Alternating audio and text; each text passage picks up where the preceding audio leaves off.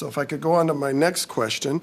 On the oil and gas cap, did Finance do an economic analysis, your department, on what the impact of that cap would be on reducing the production in the oil and gas industry and thus on our economy? Very glad to have a question about the oil and gas industry, because one of the important infrastructure investments by our government is to complete the Trans Mountain Pipeline, which is in service today, and that is estimated to be adding by the Bank of Canada 0.25% to Canada's GDP. That was the result of an activist government that stepped in when the private sector could not get the job done. Fair enough, Minister, and is but adding I noticed to Canada's that you economy. didn't answer the question of whether or not the department, yes or no, did an economic analysis to impact that cap. If you could quickly, because I have another question I need to ask you. No, let me be very clear. If the Conservatives are sincere in believing that the oil and gas industry contributes to the Canadian economy and to our national security, as do I would like to hear the Conservatives talking about the value that the Trans Mountain Pipeline brings to our economy. And I have not heard that a single time. I take it that's a no since you're refusing that shows to answer extreme the question. hypocrisy. So former Bank of Canada Governor Stephen Pola says we're in a recession. You say we're in a vibe session. Can you tell me what people are experiencing in a vibe session that's different than a recession? What I can say, Mr. Perkins, is that after a very challenging time with high inflation and high interest rates, Canada now has had inflation within the Bank of Canada's target range for 10 months, and I am glad to be able to quote the governor of the Bank of Canada, who said, speaking to the Senate Banking Committee, we are no longer trying to get inflation down. Government spending is not pushing against us getting inflation down. We have brought it down. Again, that is not a Liberal or a Conservative. That is the independent governor of our central bank, and that is something we should all celebrate. Are the 2 million people experiencing food banks, a record number under your government, are they experiencing the recession versus the vibe session differently, or are they in a recession when they cannot pay or get food? It is the height of hypocrisy for Conservatives to claim to care about the most vulnerable. Conservatives are the party that voted against a national school food program. Conservatives are the party that is voting against dental care. Conservatives will have a chance tomorrow to vote on whether seniors should be able to get dental care. Canadians are That's just enough. Thank you very much. Differently. Thank you. That's enough. Mr. Chambers, the floor is yours. Thank you very much, Mr. Chair. Ministers, it's nice to have you here. I just wanted to follow up on my colleague, Mr. Perkins' questions about the emissions cap. I'm just curious, can you confirm, did the Department of Finance do an economic analysis of the impacts to GDP of the emissions cap?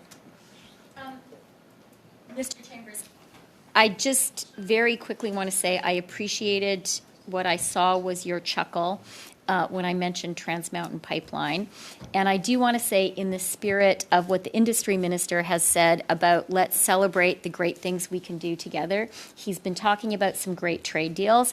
And I do want to take one bipartisan moment to recognize the work that Ed Fast did in putting some of those deals in motion.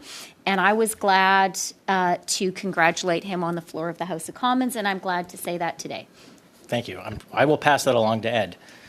Please do. But my question, did the Department of Finance, did they complete an economic impact analysis of the impacts to GDP of the emissions cap? I will just say that I believe, as I think we all ought to, I recognize the importance of the oil and gas sector to the Canadian economy. If it's a no, that's fine. That's why we built a pipeline. And we are very thoughtful about ensuring that that sector can continue to contribute. I find it hard and that's to why we believe, built a pipeline, which your government failed to do. I find it hard to believe that the Department of Finance would not have completed an economic impact analysis of a policy measure that great. So is your testimony that there is no economic analysis, or yes, and you don't really want to talk about it?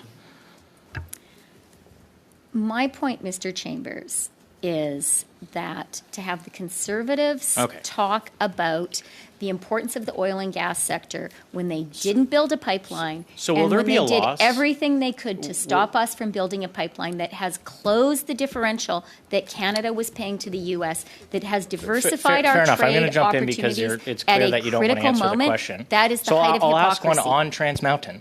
Will you guarantee that there won't be a loss to the government when it disposes of Trans Mountain? Yes or no? I am confident that Trans Mountain is to the very clear and strong benefit to the people of Canada. This was a great investment. It is already making our country more prosperous and giving us stronger national security. Thank you very much. In the 2019 election, the Liberal Party platform said that increasing amortizations to 30 years would push up house prices and push people further into debt. Yet, just a couple months ago, your government increased amortizations to 30 years. Do you reverse that position? Do you believe that it's going to increase house prices?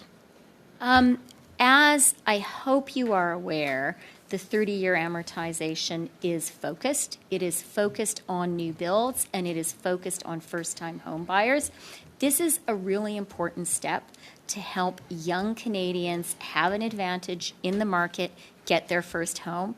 And it's an important step to create more demand for new builds, which I hope we all agree are absolutely essential.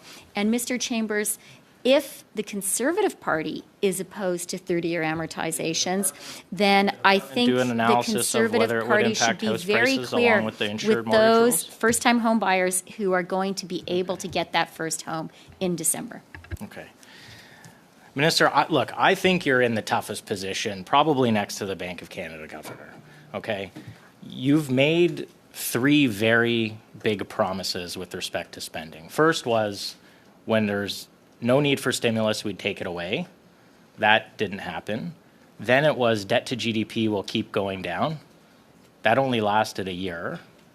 And now you made a promise that the deficit would not be greater than $40 billion.